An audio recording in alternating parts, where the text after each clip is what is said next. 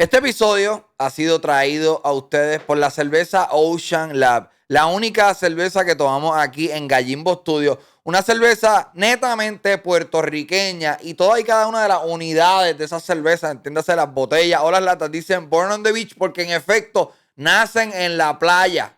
Más específicamente en la playa Isla Verde, eso es aquí al lado, en Vivo Beach Club. Tú puedes ir para ahí y vas a ver literalmente la cervecera y vas a saber dónde nacen todas esas botellas que tú tienes que, o latas que tú exiges en tu colmado, ¿verdad que tú haces eso? En tu supermercado, barra, chinchorro, restaurante favorito. Tú dices, adiós, ¿y dónde está la Ocean Lab? Hay 16 estilos. Te exhorto a que pruebes cualquiera y me dejas saber. oceanlabbrewing.com. Oye, gracias también al correo de ICPR Junior College. ICPR Junior College, obviamente un Junior College con diferentes localidades, 5 localidades alrededor de Puerto Rico. Y si tú quieres estudiar gastronomía, asistente de educación temprana, coordinación en servicios de salud, facturación médica, artes culinarias, diseño gráfico, enfermería, sonografía, radiología, detective privado, repostería, panadería comercial e investigación criminal, ICPR Junior College es tu respuesta. Estamos celebrando los 75 años de ICPR Junior College, así que esto es grande. Clases comienzan en mayo 2022. Visítalos ahora en icprjc.edu. Es las siglas de ICPR Junior College.edu. Y también puedes seguirlos en redes sociales a través de ICPRJC. Y ahí te enteras de cómo matricularte. Hay un montón de ayudas económicas. Te exhorto a que hagas algo por tu vida. Te ayudamos a trabajar por tu éxito. ICPR Junior College. Ok, señoras y señores, hoy tenemos un invitado bien especial que nos acompaña cuando hay unos temas que, ¿verdad? No es que no dominamos, es que nos sentimos totalmente ignorantes al respecto. En el día de hoy, él ya participó en un podcast vía telefónica. Quiero que recibamos con un fuerte aplauso a Luis Herrero del podcast PPP. Papá, la factura este mes viene gorda. Sí, lo sé. Te voy a tirar porque esta es la segunda, o sea, 2 veces en un día. Eso está Abusé. cabrón. O sea, y yo no soy reggaetonero. No, y llegaste y no pudimos grabar rápido porque se fue la luz. Eso no es culpa tuya, eso pues. Esto es una mierda. Culpa de Luma. Ok, el motivo de tu presencia aquí es, tú sabes esto, a mí no me gusta hablar de política, pero hay problemas o hay situaciones políticas y mundiales tan abarcadoras que permean ya en el mundo y de momento mi mamá me está llamando preocupada, papi me dice, este tipo es igual que Hitler, anda pa'l carajo. Cuéntame como si yo fuese un morón. Ok. ¿Qué es lo que está pasando en Ucrania con los rusos? ¿Y qué otras potencias mundiales pueden meter la cuchara? Ok, lo que está pasando hoy, actualmente estamos grabando en miércoles, son el miércoles 2 de marzo. Hace una semana, el ejército ruso, ordenado por su comandante en jefe, el presidente de la Federación Rusa, Vladimir Putin, invadió el territorio soberano de Ucrania. El gobierno ruso... Invadir quiere decir ¿qué? ¿Cuánta gente metió? Tanques, ellos pistolas, básicamente cohetes. por los últimos meses el ejército ruso movilizó, se estima entre 160 y 180 mil tropas a la frontera con Ucrania. Tropas es personas, tropas soldados. Es soldados. Con todo su equipo, todas las unidades principales del ejército ruso, unidades de infantería, mecanizadas, tanques, aviones, helicópteros, camiones, ingenieros de combate, doctores, soldados. Un ejército moderno. A matar gente ahí en Ucrania. Ok, él lleva desde noviembre, importante, ¿verdad? Busquen un mapa, ¿verdad? Si están viendo, ¿no? Ucrania está rodeado tiene frontera con Rusia en el este. Al norte tiene frontera con un país que se llama Bielorrusia, que para todos los efectos es un país independiente, pero que le responde completamente a Putin y que su presidente... Ok, aquí hay un mapa, un mapa de Ucrania. Ah, perfecto, excelente. Ok, pues ves Bielorrusia al norte. Ajá. Rusia al noreste. Y entonces, si tú te fijas, hay como una península, si me sacas mi cuadrito, que hay abajo, que es esa península que sobresale hacia el mar, eso se llama Crimea. Esto aquí. Eso ahí. No, hacia abajo, ese es mar. Ese es el mar de Azov, lo anaranjado. Eso ahí. Esa península se llama Crimea. Crimea es una larga historia que no te voy a contar aquí, pero la mayoría de la gente que vive en Crimea se considera rusa y habla ruso porque hace como 300 años un zar ruso mató a toda la gente que vivía ahí y lo llenó, lo pobló De su gente. con gente rusa. Pero En Ucrania hay muchos lugares que hablan ruso. tienes que pensar, los ucranianos y los rusos son como los latinos somos, como los puertorriqueños y los dominicanos, que son más o menos la misma raza. La raza de ellos es eslavos. Ellos son los eslavos. Y están por toda esa zona. Pero son dos países distintos. Al igual que Puerto Rico y República Dominicana son países distintos. Pero claro, pues piensa que no por 500 años, gente, por 1200, 1300 años, pues toda esa zona ha estado poblada por la misma gente y a veces han sido gobernados por un tipo de gobierno, por un reino, por un imperio, por una república socialista, por la Unión Soviética. Ahora, pues en teoría, los dos son democracia. Aunque pues Rusia realmente no es una democracia, Ucrania es una democracia. Así que sí, entre ellos hay muchísimos lazos, la misma religión, la religión ortodoxa rusa, tiene a Kiev, la capital ucraniana, como una de sus ciudades principales, una de las catedrales, la catedral que más se presenta, donde salen todos los reporteros de CNN, lo que está atrás, es una catedral de la iglesia ortodoxa rusa, que es no es el Vaticano, porque sería usarlo, pero es ese tipo de reliquia. Así que sí que hay muchos lazos, pero son dos países diferentes. Pero el ucraniano es un idioma distinto al ruso, que se parece un montón, Y seguro. entonces los ucranianos, y by the way, te voy a hacer un montón de preguntas Tranquilo. bien idiotas. Tranquilo.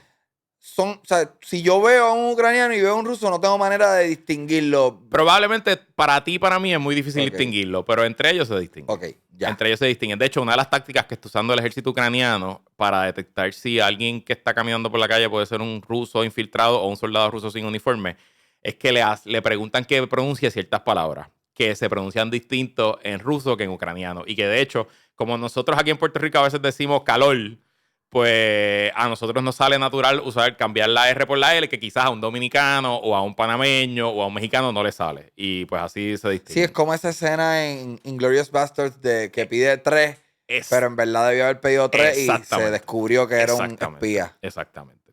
Bueno, pues te hago toda esta historia porque para entender esto a profundidad, realmente hay que hacer una vista de cientos de años. Y algunos te dirán que miles de años. Porque en cierto sentido, Kiev, la capital ucraniana, y el imperio que se estableció ahí, qué sé yo, por ahí, siglo IX, siglo X, es el precursor a lo que se convierte en el imperio ruso y los zares en San Petersburgo, en Moscú, etc.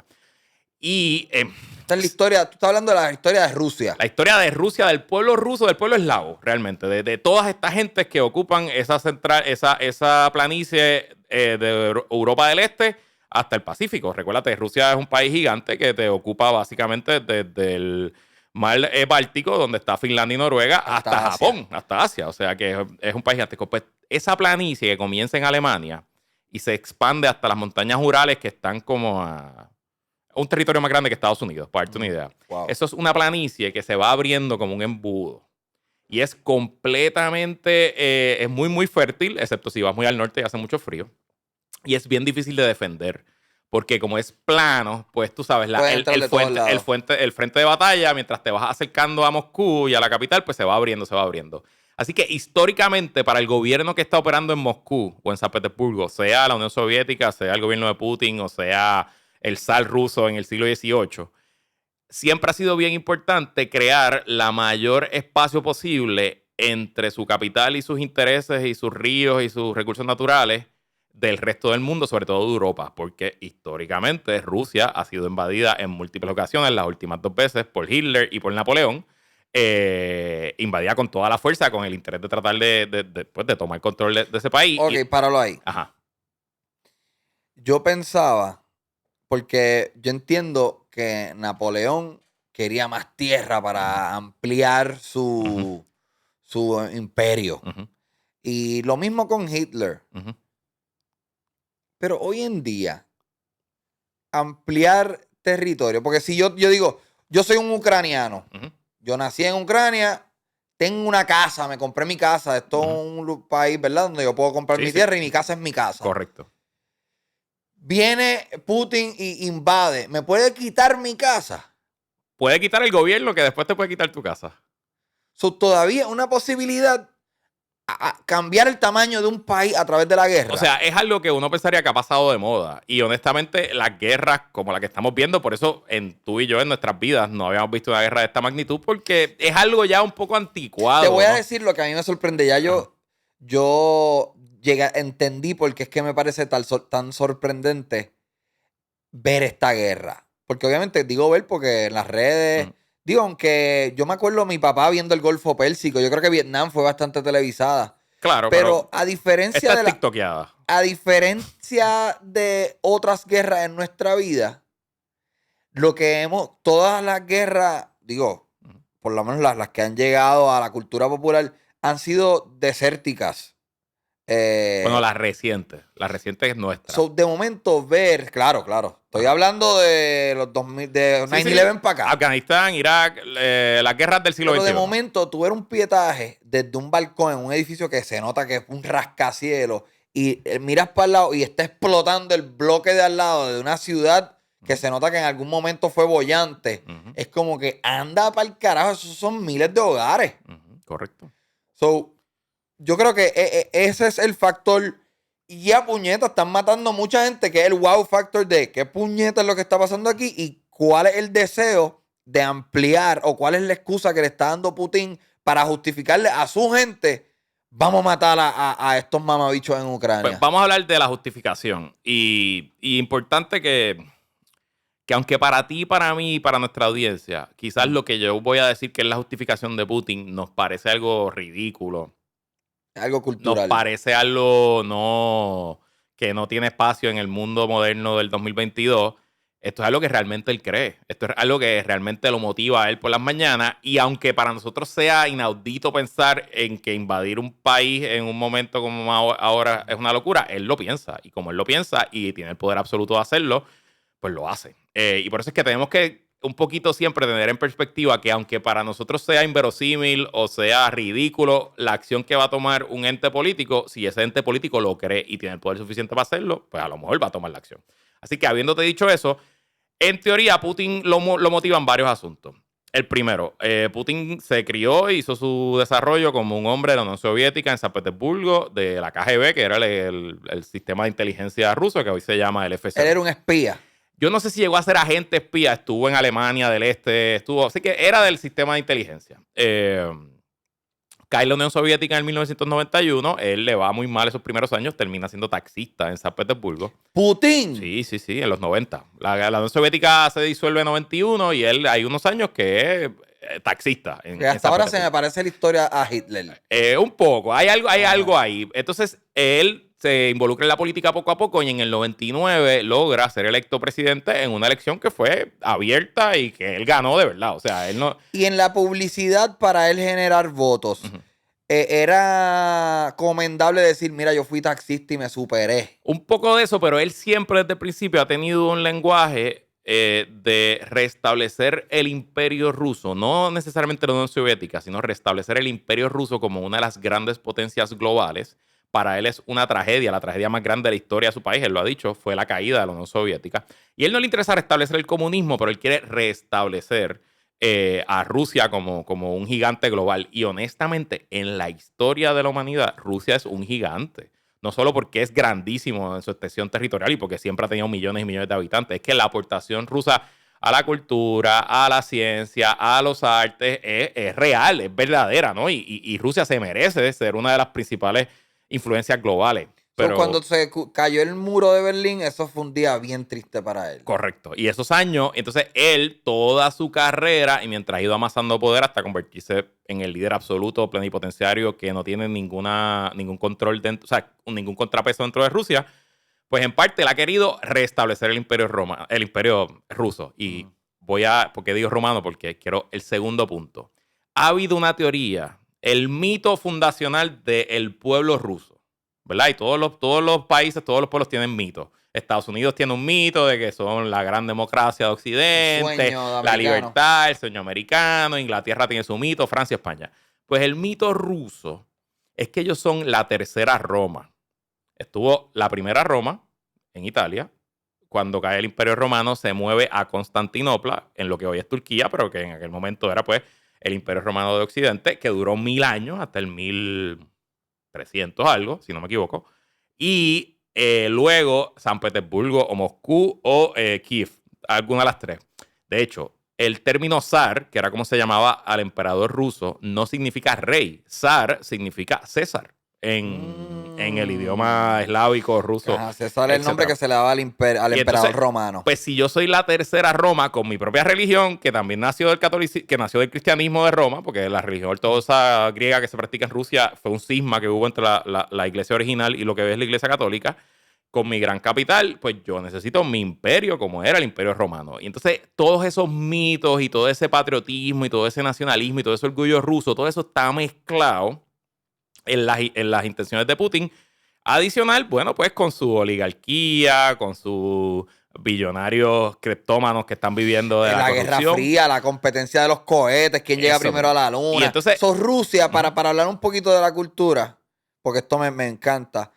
Si yo soy un joven ruso, en mi cultura me han metido en la cabeza la idea de que, cabrón, nosotros deberíamos ser los hijueputas del mundo. en efecto, Nosotros, en verdad, esos cabrones en Estados Unidos, por poquito, nosotros llegamos, pusimos un satélite primero que ellos. correcto. Tenemos un país Nosotros más derrotamos a los grande. nazis, o sea, y en verdad sí, fueron los rusos. Los que ganan en Europa, si no es por el ejército ruso, no se derrota a los nazis. Pues eso está inyectado ahí. Claro, nosotros ganamos la Segunda Guerra Mundial. Estos Exacto. mamabichos americanos están diciendo en todas las Correcto. películas que fue gracias a ellos, pero Exacto. fuimos nosotros. Exacto. Que eso es verdad. Es verdad, o sea, en Europa, sin duda. Si no hubiera, y claro que los americanos le mandaron armas, comida, dinero, sin duda. Pero si no hubiera el frente del este, donde murieron, creo que 7 millones de soldados rusos, no se hubiera derrotado ahí. Así que, a partir de ese momento, en la Segunda Guerra Mundial, debido a que estaba los Estados Unidos y Rusia en el mismo equipo, como que vamos a comerle el culo a Hitler, ¿no son aliados? Sí, pero literalmente, aún sin acabarse la guerra, ya se había dividido el mundo entre el capitalismo y el comunismo. Ya. Y Esa de guerra hecho, fue más importante. hay una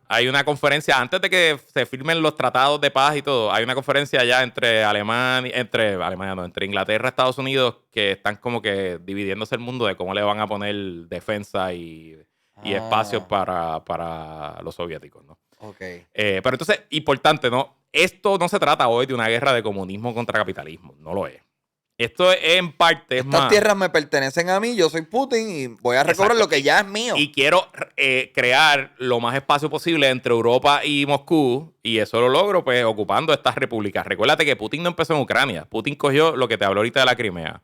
Putin en el 2008 invadió la República de Georgia, que también está por la zona. Yo me acuerdo de Entonces eso. Putin, Bielorrusia, que está al norte de Ucrania, tuvo unas elecciones el año pasado, o en el 2020, no recuerdo, el 2020 si no me equivoco, que el presidente las perdió, pero llegó el ejército ruso, impusieron al presidente y ahí está el presidente. Quiero que me poche el mapa de nuevo. Cuando Luis Herrero habla de generar, de hacer espacio entre Europa y Rusia, lo que él está diciendo es qué conveniente sería que este territorio fuese ruso para defender a Rusia que está por acá desde acá. Exacto. Adelantar las tropas. Crear más espacio y adicional que el territorio ucraniano, el suelo Espérate, ucraniano. pon el mapa por si acaso la gente no entienda. Al oeste está Europa, por si acaso. Exacto, al oeste Polonia, Rumania es Europa. Y por cierto, o sea, ese color anaranjado que ustedes ven en el mapa, eso es territorio ucraniano. Lo que pasa es que ahí es que están las tropas rusas hoy metidas. Okay. Y de hecho, no necesariamente controlan todo el territorio ucraniano, pero adicional a eso de crear ese espacio, acuérdate que al sur de Ucrania, eso que tú ves, ese es el Mar Negro. O sea que y el Mar Negro tiene salida al Mediterráneo, o sea que son unos puertos que para Rusia son importantes porque esos puertos no se congelan, así que los 365 días del año pueden entrar y salir barcos, entrar al Mediterráneo y del Mediterráneo pues al planeta entero, ya sea por el canal de Suez o ya sea por Gibraltar. Así que esa es la teoría. Y adicional, ese terreno ucraniano es de los más fértiles del planeta. Ucrania hasta el día de hoy es de los principales productores de granos del mundo, etcétera. Así que también pues es importante, ¿no? Si tú estás pensando en alimentar a tu país, tener ese espacio. Ok, pues volviendo a Putin. Él está interesantísimo eso que me dices porque obviamente uno lo ves de acá y tú dices, cabrón, ¿cómo tú convences a tu gente? Pero ya llevas toda una vida. Y te voy a decir algo, uno de los errores tácticos, porque honestamente ya esta guerra hoy cumple una semana. La inmensa mayoría de los observadores, y yo que soy un aficionado de esto, ¿verdad? Yo no soy un experto, ni nunca he hecho defensa, ni nunca he hecho nada de este tipo de asuntos. pues todo el mundo presumía que el ejército ruso, que es 10 veces más grande, que en teoría tiene más experiencia, en teoría tiene más recursos, hubiera acabado con esto rápido. Y una semana más tarde estamos viendo que no han podido tomar ni una sola ciudad importante ucraniana, no han podido derrocar al gobierno, las comunicaciones continúan y los soldados ucranianos no se quitan. No solo los soldados, al contrario, los soldados y el pueblo ucraniano están a tiros ahí en la calle. Bien importante decir, y esta es mi opinión, pero creo que es bastante certera, a diferencia de todas las otras guerras anteriores, y gracias a las redes sociales, todo el mundo entiende o sabe que algo está pasando en Ucrania. Correcto. Y la opinión popular Global. en gran medida favorece a Ucrania. La opinión global, y de hecho es interesante O sea, que también. la gente está como que, cabrón, tú no puedes hacer esto, que eso Que le da un aliento cabrón a Ucrania, me imagino yo. le da momentum al final del día, ¿no? Porque ha pasado muchas cosas y o sea, el cálculo militar de Putin falló. Su ejército no estaba listo para tomar el país en una semana, como sí lo hizo en Crimea, como sí lo hizo en Georgia. Su cálculo político global, él lleva muchos años ya, quizás 10 años, cultivando a través de los medios digitales, a través de los medios oficiales rusos como Russia Today, Sputnik, a través de operativos de inteligencia y de psicología global, cultivando voces alrededor del planeta que están del lado de Rusia, incluyendo, algunos dirían, al expresidente Donald Trump, gente que estuvo por años friendly o incluso bajando línea del Kremlin, bajando línea directa de Putin, o sea, diciendo lo que decía Putin. Y ellos pensaron que ese ecosistema mediático iba a ser lo suficientemente fuerte en tiempos de guerra como para poder contrarrestar esa narrativa que se está dando. Pero los ucranianos le han comido las nalgas en el juego de propaganda a Putin, empezando por el presidente ucraniano, que se ha convertido en un héroe global, tú sabes, el tipo con los cojones de hierro. Y de hecho, en un podcast esta mañana del New York Times, ellos cuentan la historia de cómo Europa en 7 días se ha unido más que nunca y ha impuesto sanciones uniformes a Rusia, que era algo que nadie pensaba que iba a pasar. Y ellos dicen que un momento trascendental para lograr esa unidad fue que en una llamada de conferencia entre el presidente ucraniano Zelensky con los presidentes de la Unión Europea, él les dijo, esta puede ser la última vez que ustedes me vean vivo, estoy solo peleando con los rusos, necesito tu ayuda. Y que eso estremeció a los presidentes y presidentas y primer ministros y ministras de Europa, que ellos estaban en sus oficinas bien cómodos, tú sabes, bien relax, con todos sus ayudantes en aire acondicionado o en calefacción, y estaba este tipo en t-shirt, tú sabes, sin afeitarse, en un cuarto oscuro, probablemente bajo la tierra, y que eso pues ha movilizado. Y han pasado cosas, gente, que no pasaban en 100 años. Por ejemplo, hay 2 países nórdicos que son Suecia y Finlandia. Suecia y Finlandia comparten frontera con Rusia. Y Rusia siempre ha pensado que son parte de su esfera de influencia. Y entonces Suecia siempre se ha mantenido neutral entre Occidente, entre Europa, Estados Unidos, lo que se llama la OTAN, que es la Organización del Tratado Atlántico Norte, y Rusia, porque ella no quiere ni que los invada Occidente ni que los invada Rusia. De hecho, Suecia se mantuvo neutral en la Segunda Guerra Mundial. O sea, Suecia no fue contra Hitler porque no querían que Hitler los invadiera. ¿Suecia no es un país que no tienen ejército? No, ese es Suiza. Okay. Ese es Suiza. Que de hecho Suiza también rompió su neutralidad y le impuso sanciones a Rusia. Sigue, perdón. Bueno, pero te hago este cuento largo corto, porque lo que no logró Hitler, Suecia el domingo de esta semana se proclamó y le está mandando tanques y misiles y cascos y chalecos antibalas al ejército ucraniano. Ok. Eso está todo interesante.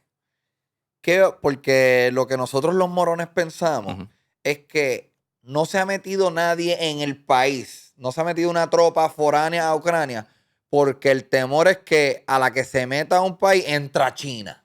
No, ok. Explícame por qué es que no hay nadie activamente en Ucrania jalando gatillos ahí para defender al país. El problema es que hay un tratado global que se llama la Organización del Tratado del Atlántico Norte, la OTAN, o NATO en inglés. Eso es una organización que se crea luego de la Segunda Guerra Mundial en contraparte para contrarrestar a Rusia, a la Unión Soviética, y es un pacto de defensa común. Eso es una cosa diseñada para esto. Literalmente se creó para contrarrestar a Rusia y a la Unión Soviética en ese momento, y la Unión Soviética creó un pacto que competía, que se llama el Pacto de Varsovia. Varsovia es una ciudad en Polonia, que incluía ahí a las 17 repúblicas de la Unión Soviética. Rusia, Ucrania, que estaba en ese momento bajo la Unión Soviética, Bielorrusia, etcétera, etcétera. Ese pacto de defensa común, en su artículo 5, dice que un ataque contra uno de los miembros es un ataque contra todos. Y activa automáticamente la común defensa. O sea que si en teoría Rusia atacara a Polonia, que está en la OTAN, pues los otros 34 países tendrían que responder a ese ataque ruso, porque en su tratado está ahí. Es como que hay que defender a Polonia, porque pues hicimos este trato. Correcto. Ucrania no está en ese tratado. Pero Ucrania estaba haciendo negociaciones para pertenecer. Ucrania tiene su gobierno actual y algunos miembros de su sociedad tienen una aspiración a ser miembro de ese tratado, pero oficialmente no había ningún proceso pasando, ni había... No es certero decir que uno de las motivaciones de Putin de invadir ahora es que Ucrania, si nos comemos la mierda, Ucrania se mete en la OTAN y se nos va a ser imposible invadir. O sea, en una mirada objetiva, divorciándonos de la realidad de hoy, sí, sin duda. Es un Tú me acabas de decir, eso es un invento cabrón de la manera más cabrona que alguien posiblemente pueda hacerlo. No te quiero decir eso.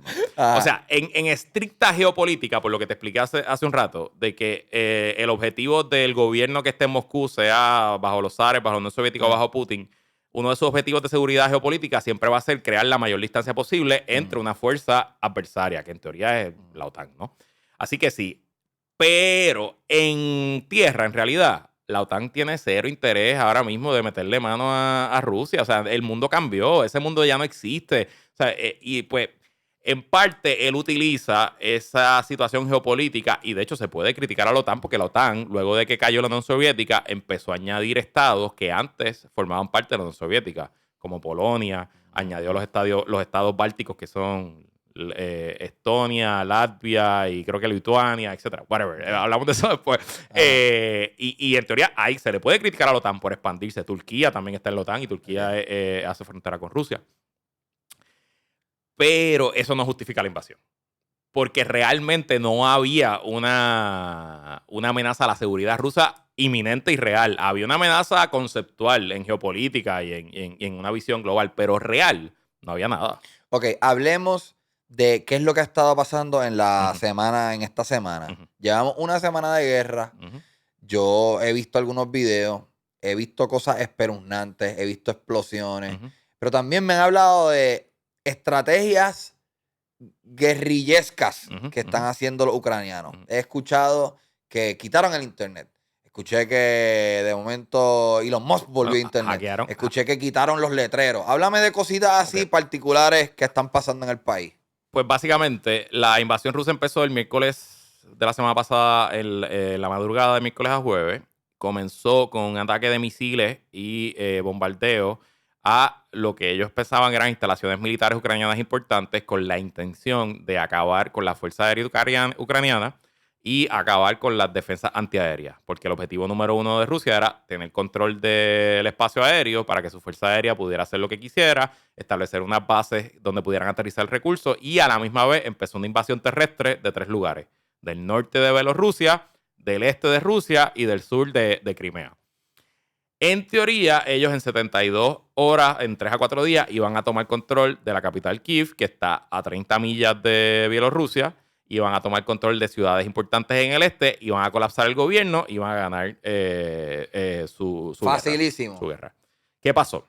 Que ese primer bombardeo, la inteligencia de los Estados Unidos y Europea le adelantó al ejército ucraniano toda la información que ellos tenían de ese bombardeo y el ejército ucraniano pudo esconder sus aviones y sobre todo sus drones, sus baterías antiaéreas y fue un fracaso. ¿Cómo habrá sido ese corre-corre? No, eso tiene que haber sido algo... ¿Cómo habrá sido la histeria de que cabrón, hay que sacar toda esta mierda aquí ahora mismo? Correcto. Y entonces, hasta la fecha hoy, Rusia no tiene dominio del espacio aéreo ucraniano. Y entonces, una vez empieza la invasión terrestre, la resistencia ucraniana ha sido lo suficientemente fuerte, o quizás no detenerlos en todos lados, pero que le cueste cada milla que ellos ganan, que le cueste vidas, equipos, etcétera. Y han defendido sus ciudades de una manera que, o sea, ahora mismo esta, de nuevo, puede cambiar en cualquier momento. No ha caído ninguna ciudad importante ucraniana. Y claro, entonces se ha convertido esto en una carrera de quién aguanta más. Porque, por un lado, tienes al pueblo ucraniano que tiene que aguantar una invasión con lo que eso conlleva.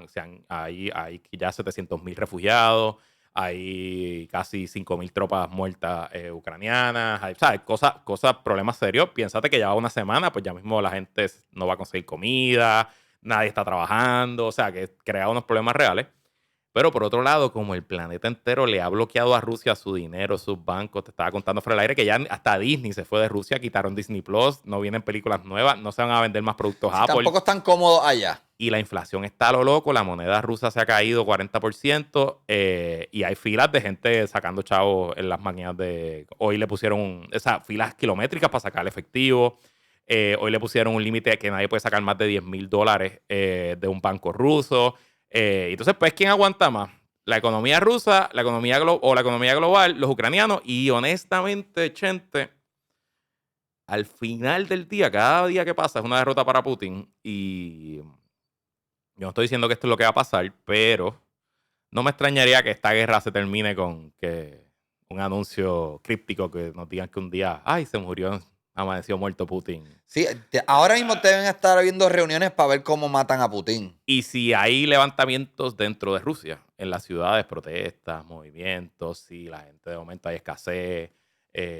Porque piénsate ahora mismo que si tú trabajas en una compañía de manufactura rusa que no tenga nada que ver con la guerra, imagínate que tú eres una compañía que manufactura Kleenex. Ajá, Kleenex o bombilla. Ajá. Pues tú probablemente necesitas el aluminio de esa bombilla, viene de Alemania. Me jodiste Y el el negocio. cable de la bombilla viene de Portugal.